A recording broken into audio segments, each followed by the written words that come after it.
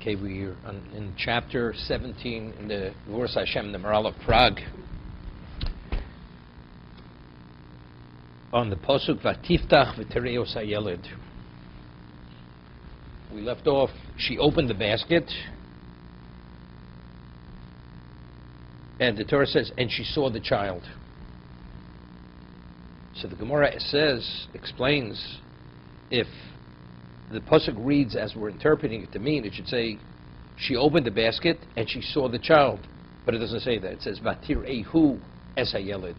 She saw him, the child. Who did she see besides the child? What's the him? She saw him and the child. Vatir hayeled mi boilei, omreb yosem lami cherosi moshchina. And when she opened the basket, Paro's daughter was privy to be able to see the divine presence together with Moshe Rabbeinu. So we discussed this last week, that unless you're that special person who's totally spiritualized, one is not privy to see the divine presence. Similar to the Akedah, as we discussed. Vine nar bocheh. It says, doesn't say he was crying. Nar is a lad, a youth. Korele yeled, korele nar, so we have difficulty. The Torah tells us she saw a child, like a newborn child. And then, regarding crying, it was a nar. It says, is it a newborn child? Was it a lad? A youth? Tana, so we had learned, the Gemara answers, Tana, we had learned. Yeled, in terms of age, it was a newborn child, an infant. V'kolo kenar. But his voice was like the voice of a youth, of a lad. Divrei Yehuda. Omalo Reb Nechemia. So Reb Nechemia responds and says, "In Keno Sisla Moshe Rabbeinu Olav Shalom Balmum." There's something abnormal about him. A baby, when a newborn baby cries, it sounds like a newborn baby. If a newborn baby cries and sounds like youth, there's something abnormal. El Nabsh Oslo Imo Chupas Neurim Betevo. That when she opened the basket, she saw the child. V'neinar Bocha means the way the basket was set by his mother when she put him in the Nile, which at this moment the daughter of Paro is not aware of who his mother was. She set as if there would be a chuppah in the basket. The child was under a canopy. What was the message? Omro Shema lo eskel chuposo, to indicate, because Yocheved, when she put him his mother put him into the Nile, she wasn't sure if he'd survive. She should merit to see his chuppah, to see him survive, to be able to be married. That was the significance, that was the symbolism of the chuppah, that's the nar. The tachmal olav. So the Torah tells us she took pity on the child. Although there was a decree to kill the male children, she took pity on the child. Vatome miyalda ivrim zeh. She said, this child is a Jewish child. It's from the Jewish children, the children of the Hebrews. Mano Yoda, how did she know? She saw he was circumcised. So if he was circumcised, it was unheard of that an Egyptian should be circumcised. She saw he was circumcised.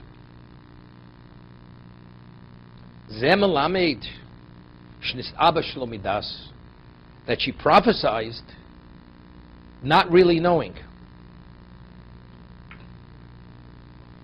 We'll see in a minute. Seemingly it's difficult. The Midrash says explicitly what precipitated the bondage of slavery, the embitterment, because the Jews stopped circumcising themselves. They said, we want to be like the Egyptians.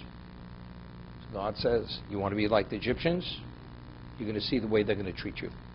And that's when they instituted the bondage. All of a sudden, their whole perception of the Jew became threatening.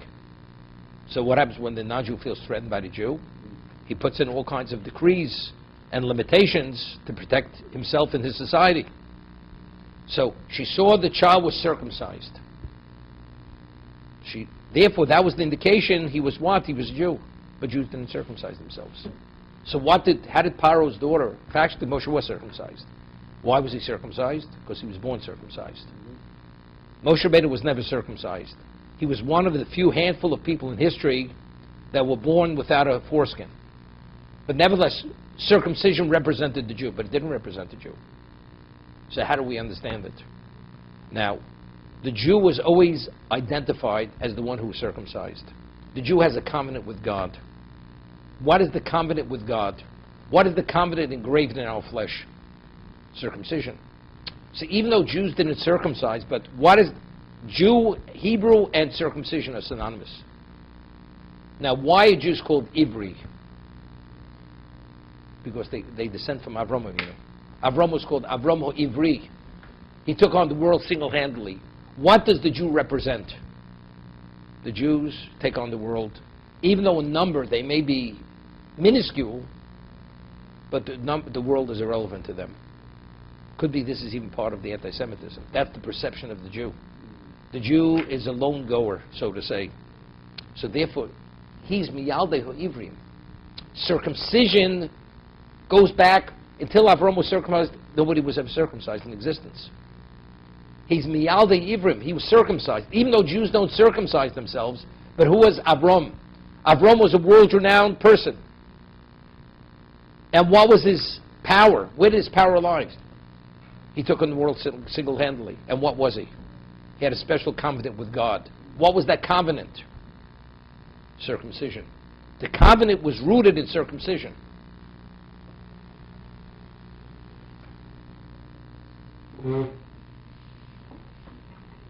We find that when Dinah was raped and Shem who's the rapist, wanted to marry her, so Yaakov said to the family, you must have yourself self-circumcised, because to us it's a disgrace to be uncircumcised. Not only that, if you want to marry our daughters, you all must circumcise yourselves. Otherwise, it's unacceptable. Shem, the prince, convinced all his countrymen, the subject, and they all circumcised themselves. And what happens? On the third day of their recovery, Shimon and Levi goes and destroys the community. Yaakov was upset with his children. Not because, God forbid, they committed genocide. Because, as the commentators explain, that factually they deserve to be put to death. They deserve to be put to death. Why? Because when a person is a rapist, he has to be brought to trial, to justice. He has to be prosecuted. One of the 7 Noahide laws is what? Is establishing the judicial system for the sake of prosecution. Shechem should have been prosecuted. He should have been put to death. By violating, this is actually taking a person's life and desecrating it. Shechem deserved to die. He should have been prosecuted by the community. He should have been put on trial, put to death. Why wasn't he? So every member of the community violated the Noahide law of a judicial system. So it's not genocide. But Yaakov said, we're a handful of people. But what did he say? So Midrash says, ultimately, the nations of the world know that the land of Canaan was given to the Jews, to the descendants of Abraham. And when we go there, we will destroy the nations that live in Canaan. So at this point, it's far off. So we're not in jeopardy. But when you killed and destroyed this community, what are they going to perceive that as? This is the beginning of the conquest. So every one of them, they're going to be up in arms. And therefore they're going to destroy us. That was Yaakov. That was the basis for his being upset with his children. You put our lives in jeopardy by this irresponsible behavior. But what was the perception of the world? All this was known to the world. That ultimately the land of Canaan will be taken over by the Jews. So they're ready for that moment. But they say it's so far off. But what about if you act in a way where you're beginning the conquest? So they're all going to be ready to what? To destroy us, to protect their lives for the sake of survival. So certain things were known to the world. You see, they were known. Although the Jews in Egypt didn't circumcise themselves, when Basparo, the Dora Paro, saw that this child in the basket was circumcised, this is Biyaldahu Ivrim. He's a descendant of the Ivri, Avromo Ivri. Because it was known to the world who was the first human being to be circumcised. That's Avram, who was a historical figure. He was world-renowned in his time.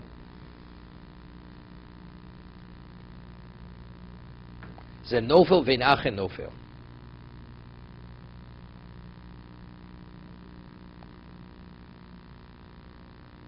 Einom Rab Lozer Chen Yomra Aleichem Dirshu Ala Ovos Vayedonim.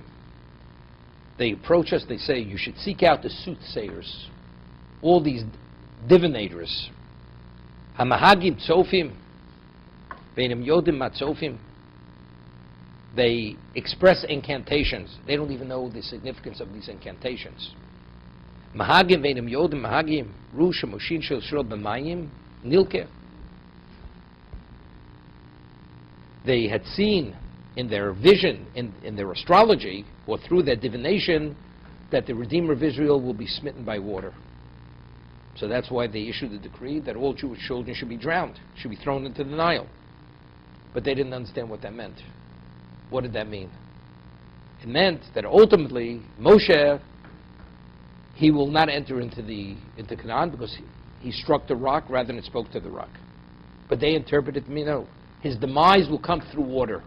So they thought, now, the Gozu kol ben hayilod hayora tashlichu. He said, any Jewish child is born, male child, should be thrown into the Nile. Kevin the shadul Moshe b'mayim. So what happened with the moment they put Moshe into the water? Yocheved put Moshe into the water. Sulo chazinon ki haisim. They no longer saw in the stars that the Redeemer of Israel is alive. The moment Yocheved put Moshe in the water, in the box, they said, in the words of the Midrash, the Redeemer of Israel has now died. That's what they saw. They didn't realize. They saw something, but they didn't realize what they were seeing. They saw he had fallen into the water. Botel Gevruras. That moment, they annulled the decree. There's no reason to kill Jewish children any longer. So the moment Moshe was put into the water, the decree was annulled. At that moment, it was rescinded. Veinim Yodim Shal Meim Riva Nilke. What they didn't understand, he was smitten by the water, was not drowning, but rather is later. The Meim Riva. What does it mean? Those are the waters of quarrel. What do you mean, those are the water? Which the Jews quarreled. Those are what the stargazers of Paro had seen, and they misunderstood what that was. Omar Moshe, he says, you realize you exist today only because of me. Because if I wouldn't have been put into the water, the decree would have continued. And all the males would have been killed. So why is there a Jewish people? Because I was put into the water.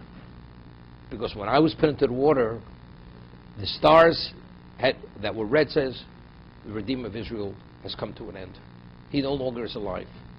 Adkan, that's the Midrash. So the way I explained it at one time, we once discussed, what is astrology? We say, Ein Mazel Yisrael. A Jew is not subject to the Mazel. What does that mean? We say Mazel Tov. We do say, every person is born under a star. And that the star dictates his life, every aspect of his life. It does. So what do you mean? Ein Mazel Yisrael. But the Gemara says, Talmud says, a Jew is not subject to the zodiac. So Tosas explains, it means a Jew could change his mazel. Through tefillah and merit, mazel could be changed. A non-Jew cannot change his. Whatever the star says, that will be. It's etched in stone. A Jew could change it. Why? Because a Jew, his essence transcends nature. Astrology is within the context of nature. What transcends nature, astrology doesn't say. A person who's put in a box in water, he's destined to drown. That means you've killed a child. So based on that action, what did the star say? The only way he could live, that's miracle. What is miracle? Miracle is supernatural. That's outside the realm of nature. So therefore, when Yocheved put Moshe in the water, they said, the Redeemer of Israel right now has died. There's no reason there should be a decree any longer. So any children that live beyond that point, why are they alive? Because Moshe was put in the water. Because I was put in the water. That's why you people exist today. You only exist in your numbers because of myself. It's interesting. We find that in the history of the Jewish people, there was never a couple, other than maybe Yaakov Avinu, with such special children. Moshe was one of a kind of a person. There was no human being ever born into existence that was of the spiritual caliber of Moshe Rabbeinu. Aaron HaKohen, high priest, in certain areas he was the equivalent of his brother.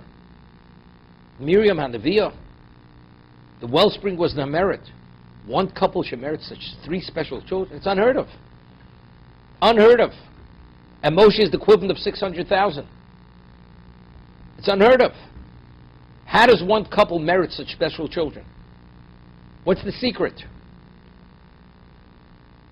The Torah tells us that it was a decree initially, but it was a secret. He summons the midwives and he says, look, I want all male children to be killed on the birth stool. As they're being born, I want you to kill them. The girls, that you could leave them alive. But the men, the boys, have to be killed. It says they did not heed the word of the king of Egypt.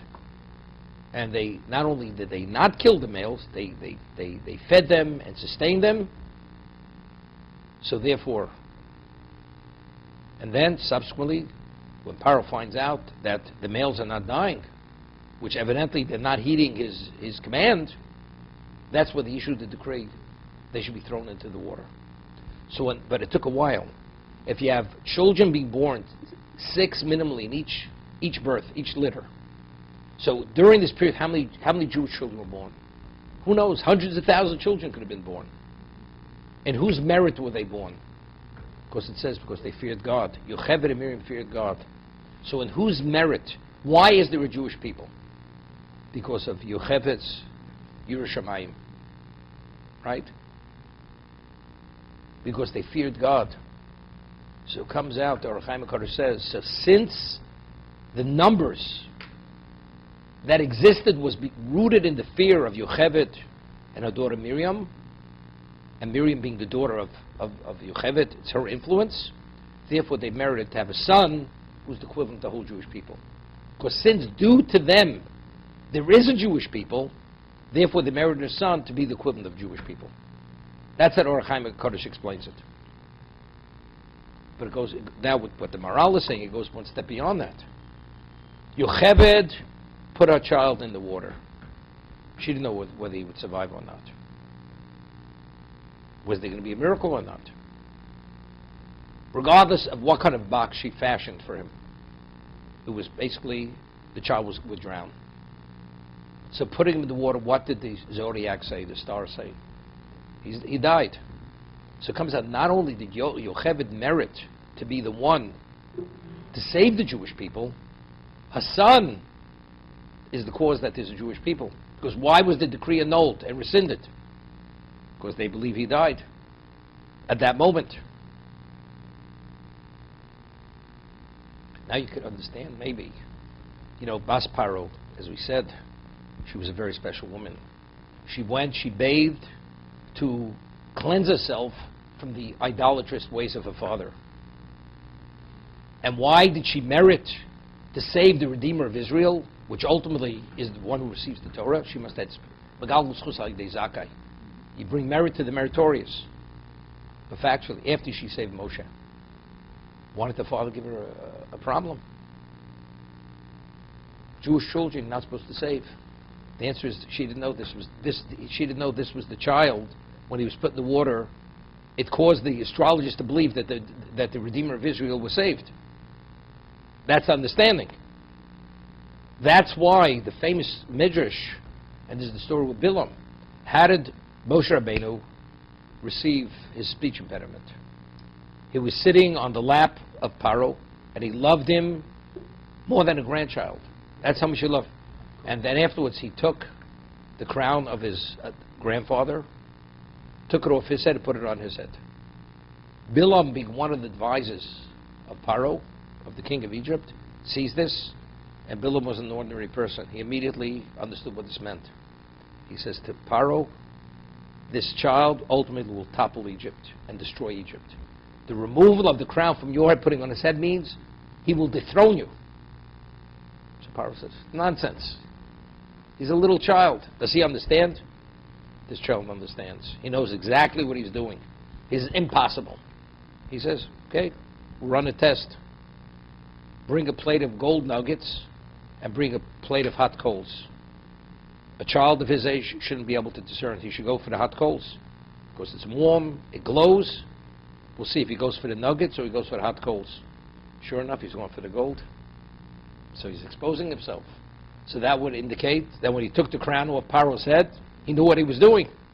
So the Medrash says, Hashem sends an angel, a malach, that pushes his hand away from the gold to grab hold of the one in the hot coals. So what does a person do when the hot coal is attached to his hand? He immediately puts it to his mouth to cool it down. As a result of this, he burnt his lips.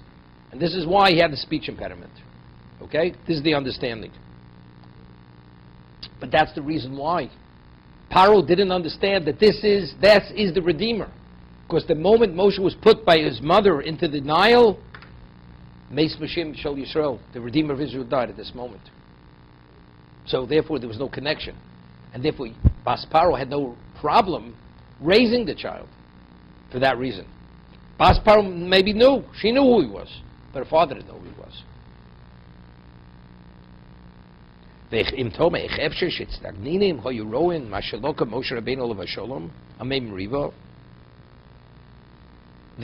stargazers, the astrologers of Egypt, they saw that ultimately Moshe will be punished, will be smitten.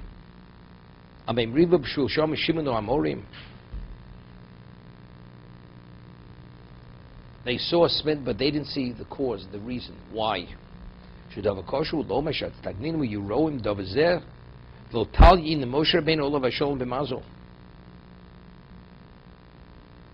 Moshe Rabbeinu, he's totally unrelated to the zodiac.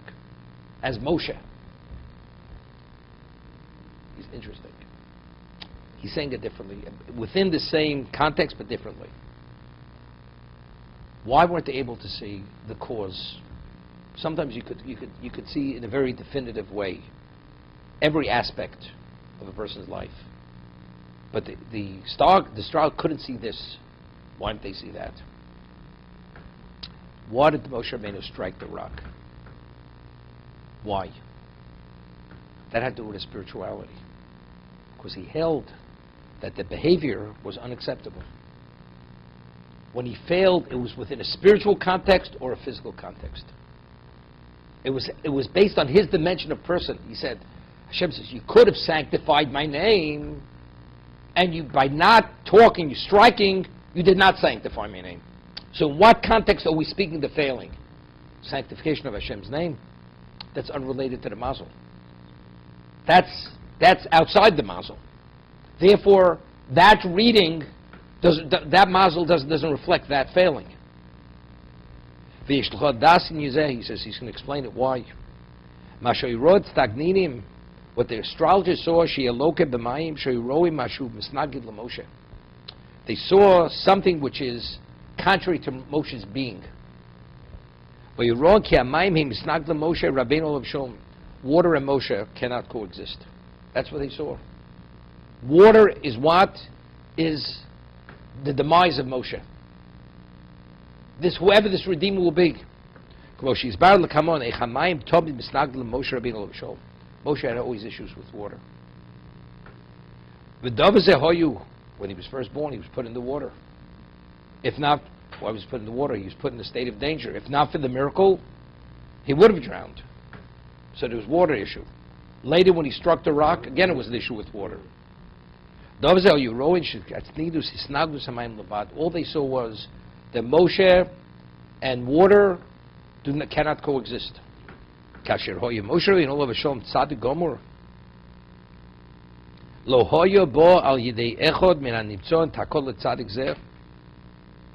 Moshe Rabbeinu's dimension of spirituality, of being devout, nothing in existence was able to affect his spiritual status.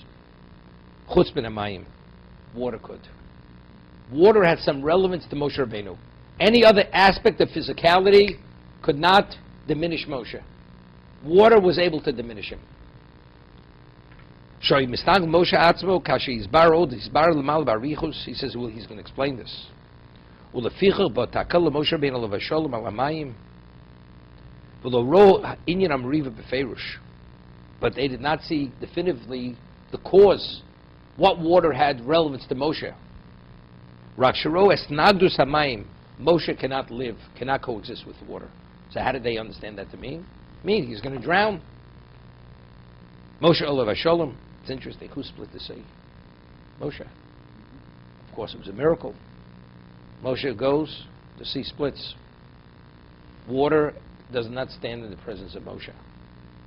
Doesn't. So there's a tension between the two of them. Eventually, also, the water is actually what caused his demise.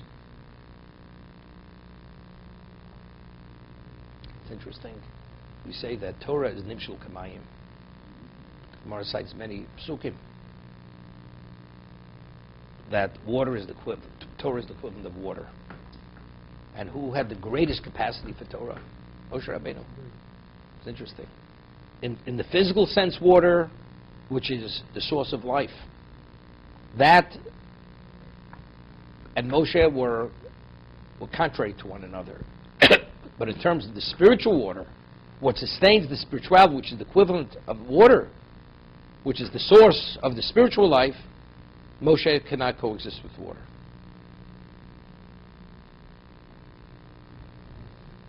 Vim Tomar, Sov Masho Yeron Hayom Nola Moshin Shel Yisrael.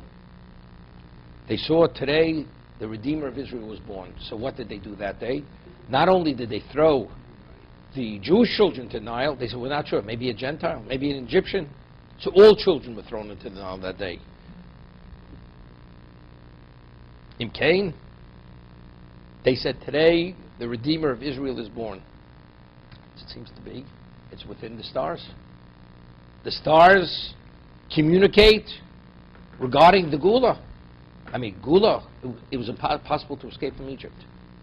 Based on the physical and the context of sorcery, as it says, it was impossible to escape from Egypt. You cannot escape from Egypt. But yet the stars were able to say, the Redeemer of Israel is being born. The word Redeemer, that means the stars will communicate Gula. There's going to be a Gula. There's going to be a redemption. Maybe because it was in the stars, that's why we redeemed from Egypt. It had nothing to do with the stars. To say that because the stars communicate, that's why we redeemed. He says, if it says the Jews, they cried out. It says, Vayishma Hashem es nakosom. God heard their outcries, which is the tefillah, and as the Sforno says, they did tshuva, the Torah, the leaders, and they cried out from pain. So it seems to be the promise to Avraham Avinu was not enough. Nothing. But what about the stars? The stars says we're leaving. So if the stars already said that we're going to be redeemed, what do you need tefillah? What do you need all this outcry to supplicate Hashem at such an extensive level? Even though the zodiac indicated there's going to be redemption, but that wasn't enough. A person will be rich or be poor. Regardless of what he does, he's going to be rich or poor. Famous story, Yosef Mokir Shabbos. Right, there was a person, his name was Yosef. Yosef, the one who honored Shabbos. And he was a person who he honored the Shabbos in the most exceptional way. He would spend he didn't have much, but he would spend tremendous amounts of money for Shabbos. So what happened? So there was a certain heathen, Gentile, very wealthy man, had estates and orchards and vineyards and everything. And the astrologers came to him and says, we saw in the stars something not very good. That ultimately you're going to lose all your wealth. All your wealth is going to be taken. Okay? So what happened? He said, so what did he do? He went, sold all his assets, and he purchased a diamond, which was the equivalent worth of all his assets. And he took the diamond and he sewed it into his hat. Into this hat of his. And he says, now he has control. Nobody can take this from him, as long as he's alive. So what happens? He's walking over a bridge.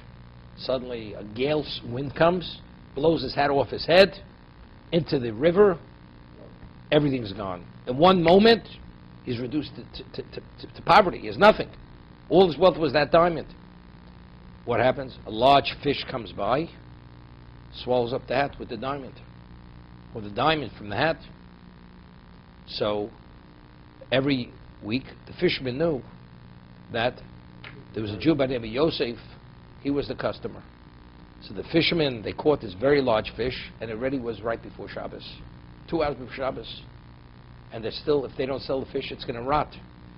So they didn't know what to do with it. So somebody said to them, by the way, so the other fishermen say to these fishermen, there's this Jew, there's nothing he will not do to honor the Shabbos. He will be the customer for that fish. They bring him the fish, and he's excited. He says, I will buy the fish. Opens the fish, he finds the diamond. And he becomes phenomenally wealthy. Okay? That's the story. It all started in the stars. Yosef Boker Shabbos. But it's only because he honored the Shabbos. It's not because he was destined to be wealthy. He had a merit. The merit caused that he should be wealthy.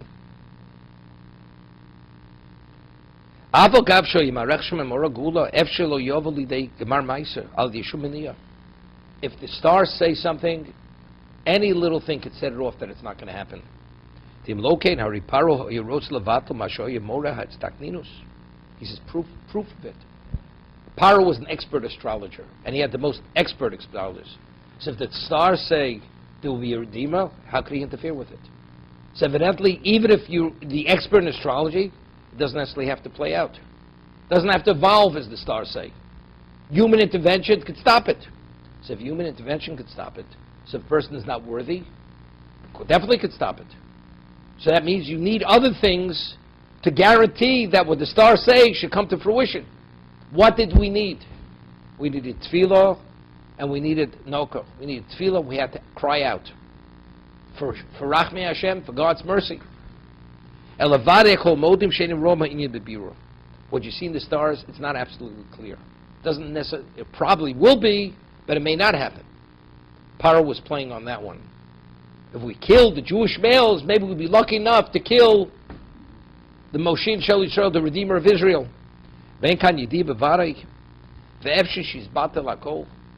Maybe everything will be nullified. It's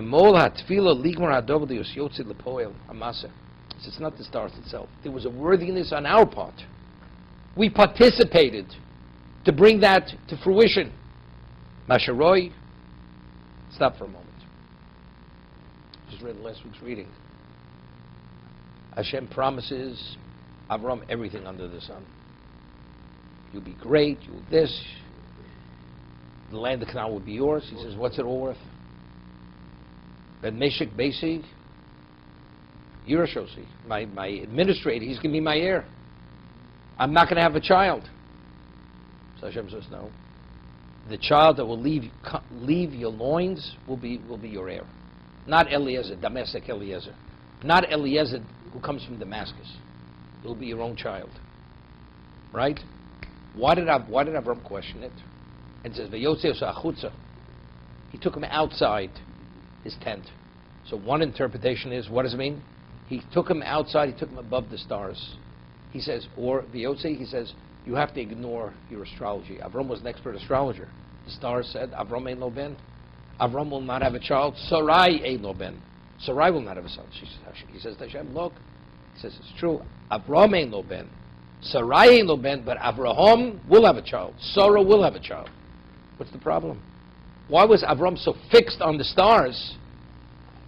Maybe he'll have a worthiness, and Avram will have a child. I'm asking what the Maral is saying now. The Maral says, you see from here, that even what it says in the stars, it doesn't necessarily have to be. Proof of this issue is, you see Paro's trying to interfere to cause it not to happen. Right? So evidently, so you could interfere. Gula, but in its own right, doesn't happen. It's only supplemented with tefillah and okah, because we prayed and we cried out. That's why it happened. That secured it. So what was Avram worried? Hashem says you can have a child. Well, the stars say, well, maybe the stars aren't really accurate. Maybe you have a certain merit which will intervene, and you will have, even as Avram, even as Sarai. So what's Avram's concern? What's Avram's concern?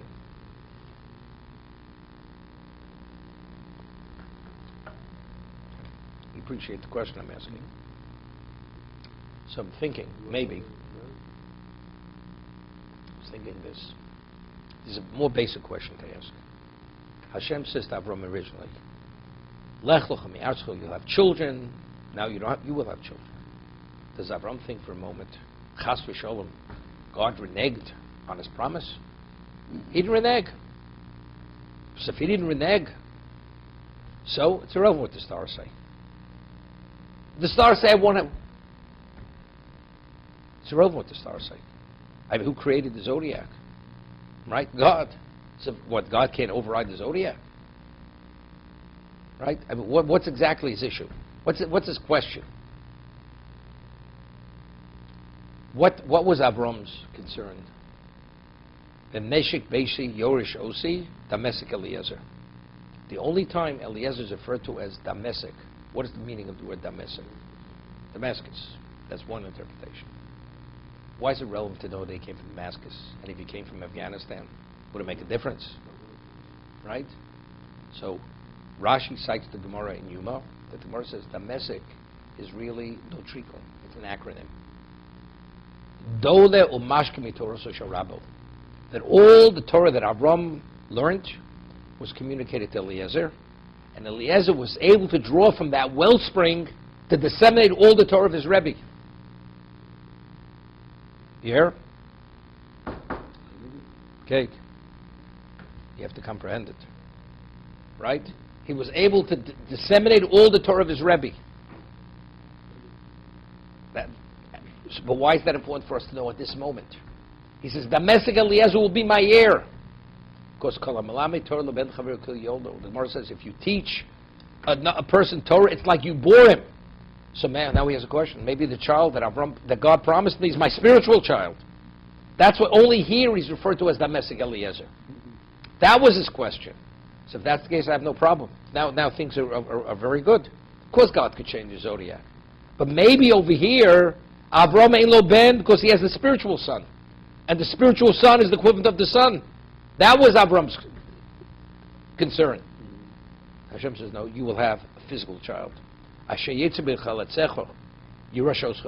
child that you express from your loins, that will be your child. So you see, we're pitting spiritual versus physical. That's what Hashem is telling Avram Avinu. But you see, the Torah goes out of its way when it says, these are the children of Moshe and Aaron, and then it only mentions the children of Aaron. It doesn't mention Moshe children. So the Gemara in Sanhedrin says, so here we see that one who teaches Torah to a person, it's Kilu Yoldo. It's as if he fathered him. So, there you can take it with a grain of salt. Yeah, it's as if. But over here, it brings it out much more clearly after knowing that. Hashem says, you'll have children. And Avram was concerned, maybe children means spiritual children, as a result of teaching them Torah. And that Hashem says, no, you can have children that physically, biologically will be your children, not only the spiritual children. That's what he's saying here. If you remember the Maral over there, he said something phenomenal. Because the Ramban asked the question. It says, when he told him he was going to have a child, it says, and he believed. He believed. Then it said, Yashvel lo l'tzedakah. It was considered a righteousness. That he believed was considered righteousness to him. So the Ramban asked, he already went into the fire, went out of the fire. So, is it so difficult for a man like that to believe? If you walked through an ocean and the ocean split before you, right? Seemingly, if the ocean, God will cause the ocean to split, God could easily give me a child. So what is the great accomplishment that it said he believed? After his experience, of course he believed. That's the Ramban's question. So Maral said something profound and phenomenal. The Maral says, on the terrestrial level, there's continuous change. Things grow, things are born, things wither. The world is always in flux. There's always transition. In the heavenly realm, heavenly bodies, there's no change. The zodiac is a heavenly body. If it says in the stars, Avram Elo Ben, when he was saved, that was on the terrestrial level. Within the context of earth, the earthly level, there's always change. Once there's change, a little more change, less change. Because even within the context of nature, there's change. This is unnatural change, but there's change. But in the zodiac, there's no change. There it's fixed. So if that's the case, to believe that will be changed, Avram never had experience in that area. So he believed even that will change.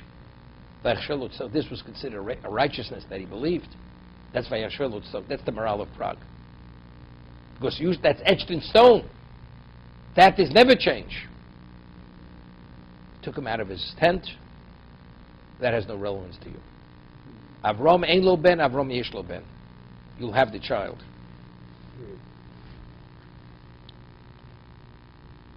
Vim Tomar. So now the morale asks a question. Sof, nevertheless, as we're saying, the zodiac, it doesn't have to manifest itself as it says. You need something to supplement it, because something could interfere. Kashe im lo hoya mareches moreh alagula. So if the zodiac did not indicate, there's definitely going to be redemption. So that means what? There was even a consideration that Avram's children, his descendants, were going to be locked into the exile of Egypt.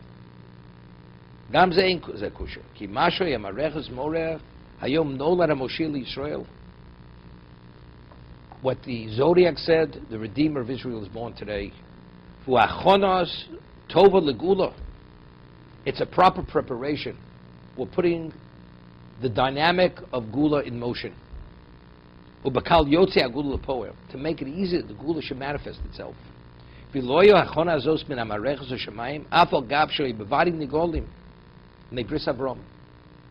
definitely will be redeemed. God promised, He will fulfill His promise. But what facilitates it? The Redeemer facilitates the Gula.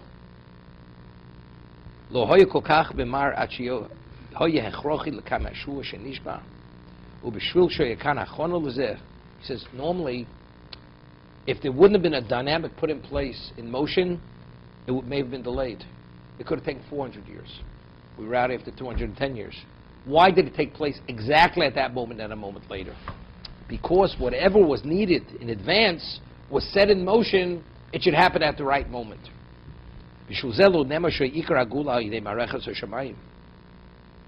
Meaning, the Gula did not come because of what the stars said. The Gula was because God promised the Ovos HaKadoshim, they're leaving Egypt. But why was it expedited? Why wasn't it delayed beyond that moment? Because Moshe Rabbeinu was born.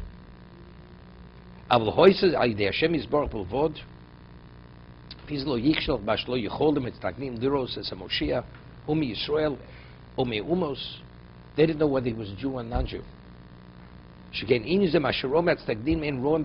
Whatever they see, they don't see fully in place. They only see the beginning. They only see the beginning. But the equation is not just the beginning. They see the Redeemer. But who said he'll be able to bring about redemption? Because who's bringing the redemption? Hashem is bringing redemption.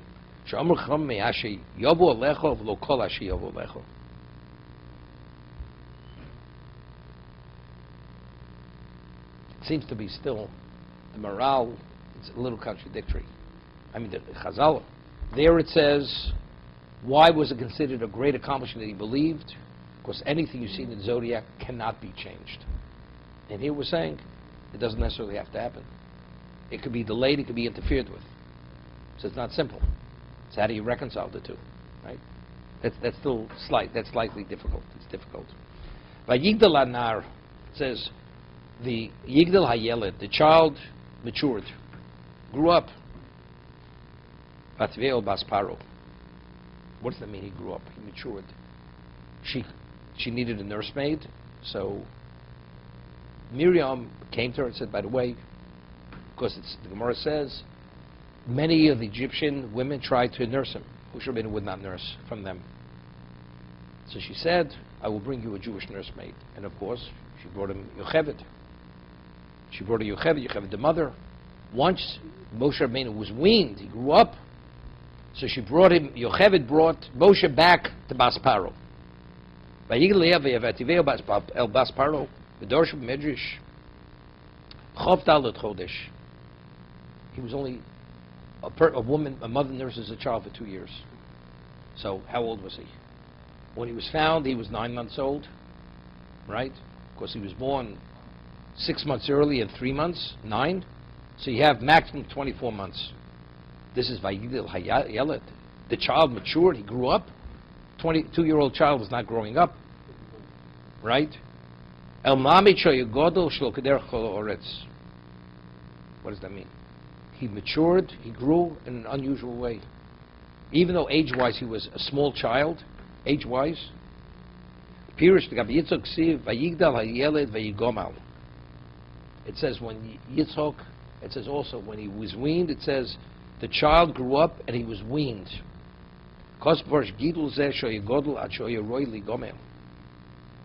See, there it says Vayigomel means he was weaned. He matured, he grew up, that he no longer had to be nursed. So there the Torah is telling me that's within the context of not being nursed.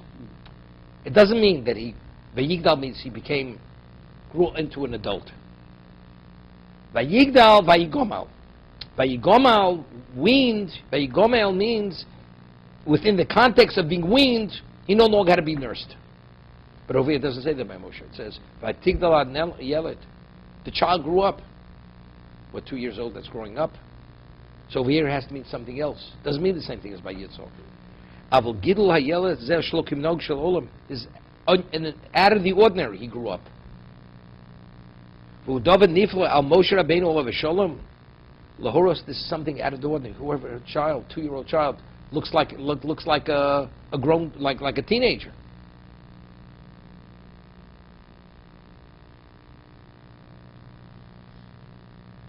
Now he said something interesting, phenomenal. Hey, you can imagine what Bas Paro thought. You take him out as a 9-month-old child out of the Nile. When he's 2 years old, he looks like he's 15. And we're talking about with the intelligence and the maturity, everything. And what does Paro think? This is something out of the ordinary. Now the question is, why did he grow abnormally? Abnormally, but special. Why? He says something phenomenal. He explains, we